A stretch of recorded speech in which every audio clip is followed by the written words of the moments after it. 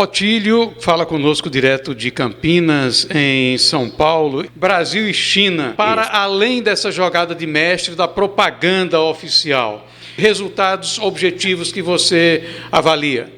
Segundo o que foi divulgado aí pela imprensa, eu li nos jornais de hoje, foram assinados 15 acordos bilaterais. Uma caravana de empresários brasileiros estavam lá juntos, então acordos bilaterais que vai ampliar o comércio entre o Brasil e a China. Claro, isso aí tem ganhos de ambos os lados. Então, do ponto de vista econômico, tem alguns resultados concretos. É claro que isso daí só vai começar a mostrar dentro de algum tempo, porque primeiro tem toda uma negociação. Essa assinatura é um ato meramente protocolar, burocrático, diplomático. As negociações já começaram muito antes. Numa viagem dessa, existe toda uma equipe que prepara não só a agenda econômica, como a agenda política. Tudo isso daí é trabalhado, é preparado bem antes. Nesse momento é apenas formalizado. Foram cerca de 15 acordos econômicos de transações comerciais entre o Brasil e a China. E que o volume de comércio Brasil-China é importante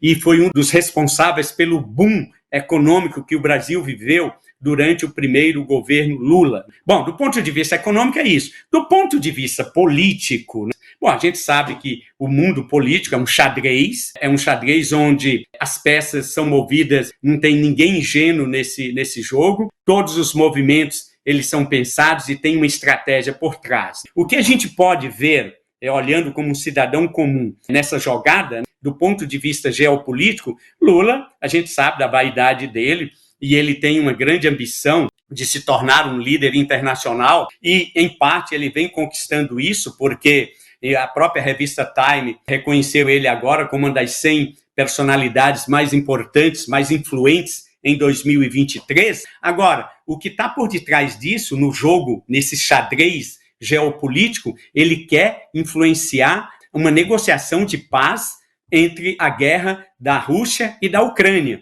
Só que a proposta que ele fez foi até desprezada e ignorada pela própria Ucrânia, porque uma das propostas que ele fez para intermediar esse processo, que ele quer ganhar um protagonismo, um agente importante nessa negociação diplomática, ele fez a proposta de que a Ucrânia reconhecesse que a Rússia ficaria com o território da Crimeia, que a Rússia invadiu alguns anos atrás, não lembro exatamente quando, agora de memória. É uma proposta que nenhum dos dois lados vão aceitar, porque, primeiro, a Rússia, se ela aceitasse a proposta de terminar a guerra com o reconhecimento da Ucrânia de que a Crimeia, que foi uma península que era da Ucrânia, e a Rússia invadiu e tomou, seria o próprio reconhecimento do fracasso total do Vladimir Putin, porque todo o discurso que ele fez e a fundamentação dos motivos dele fazer a guerra era totalmente diferente. E internamente lá na Rússia, ele propunha a conquista de muito mais. Seria muito difícil para ele aceitar isso daí. E do ponto de vista da Ucrânia,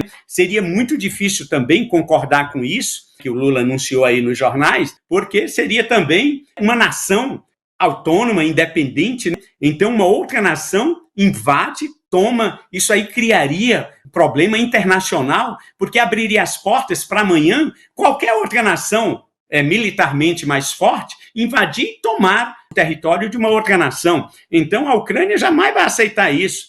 Do ponto de vista humano e da psicologia humana e mesmo da racionalidade, é muito difícil a Ucrânia aceitar. Eles podem até se submeterem e perderem a guerra, porque imagine o sofrimento do povo ucraniano. Vai entrar para a história daqui a 20 anos, 50 anos, 100 anos, como uma das maiores atrocidades cometidas pela Rússia, com a complacência de muitos países, como o próprio Brasil, porque é inaceitável. Do ponto de vista dos valores humanos, é inaceitável. Do ponto de vista geopolítico, o Lula está tentando aumentar sua influência e ele aproveitou um momento oportuno para dizer o que ele pensa, e aí os jornais publicam, alardeiam e tudo mais, e com isso ele está ganhando, vamos dizer assim, uma certa influência. Sabe aquela coisa, falem mal de mim, mas falem de mim, Então é uma lógica que as pessoas não estão nem aí se o conteúdo é pertinente, ele não quer nem saber disso, se faz sentido, dentro dessa discussão que eu fiz da legitimidade, da humanidade. da guerra, da atrocidade, de tudo isso. Não, ele quer saber se ele está defendendo os interesses dele se projetar e se colocar como um negociador para depois vir a angariar aí as honras da sua vaidade pessoal. É mais ou menos assim que eu vejo, meu caro. Esse aspecto do marketing, ele se sustenta por muito tempo? Essa é uma velha questão antiga, né? Abordada inclusive pela filosofia, que é assim, uma coisa é essência, outra coisa é aparência. Se você tiver um bom produto, mas se ele não tiver uma boa embalagem, né, para comunicar, você pode falhar. Por outro lado, se você tiver um produto horrível, mas se você tiver uma boa embalagem, a comunicação, a aparência, isso pode apresentar resultados de curto prazo. Todas as experiências demonstram que os governos, eles investem, eles aplicam pesadamente nessa área do, vamos chamar aqui, a filosofia atribui e classifica como a aparência, que é a comunicação, que é o marketing. Aquela história, não basta que a mulher de César seja honesta, ela tem que parecer honesta. É a essência e a aparência.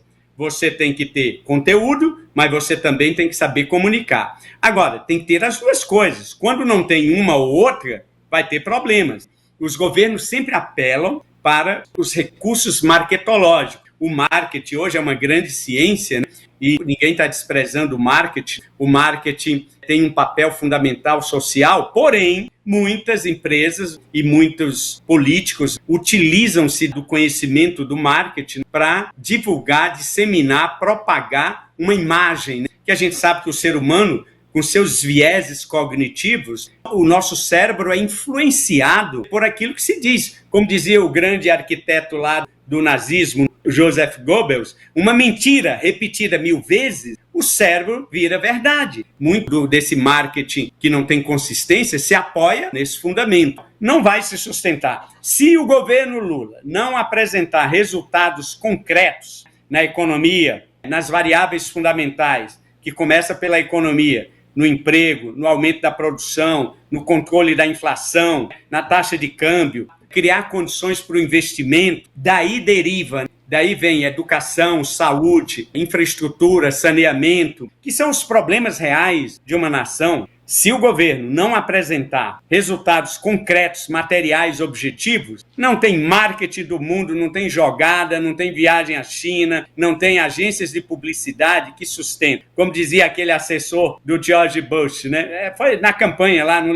lembro bem quem foi. É a economia estúpido, né? Não era do Bush, era do Bill Clinton, né? É a economia estúpido, né? Que ele dizia, foca na economia, é a economia que decide, que determina tudo. Se o governo não apresentar resultados concretos na economia, isso passa por aumento do emprego, melhoria da renda, controle da inflação, taxa de juros e tudo mais, que são as variáveis concretas, não tem truque marketológico. Lembra do Collor? Talvez o primeiro presidente brasileiro a lançar mão de artifícios marketológicos. Todo dia ele criava lá uma situação nova para ser manchete, para sair na imprensa, ser comentado, ser falado. Não se sustenta, é isso. Temos aqui a informação, a Mercedes-Benz anunciou aí a demissão de 1.200 servidores. Fechando uma unidade de produção. Essa questão do emprego, ela realmente parece ser aí um gargalo, pelo menos nesses 100 dias, né?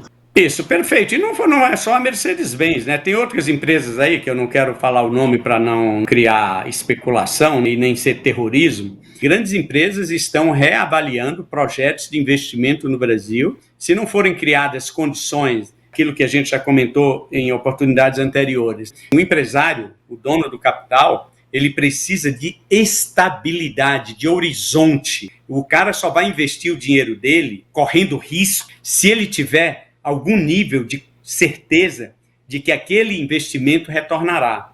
Quando criam-se incertezas, quando você vê aí sendo divulgado ideias mirabolantes, fantásticas, que é bonita no discurso, mas que não tem uma adesão à realidade prática, criam-se incertezas. E aí gera essa instabilidade, o investimento começa a fugir. E é isso que a gente está vendo aí. Por que a Mercedes-Benz toma a decisão de fechar uma unidade produtiva com 1.200 empregos diretos? É dada a incerteza que eles estão vendo no horizonte para a economia do nosso país. Os reflexos disso, os resultados disso, só vão aparecer no longo prazo. O governo vai ter que fazer uma ginástica para apresentar resultados, porque daqui a pouco começam os questionamentos, começam as dúvidas, isso aí vai se ampliando, e é isso que a gente não quer que aconteça, porque isso não é bom para nós, para o país, para ninguém.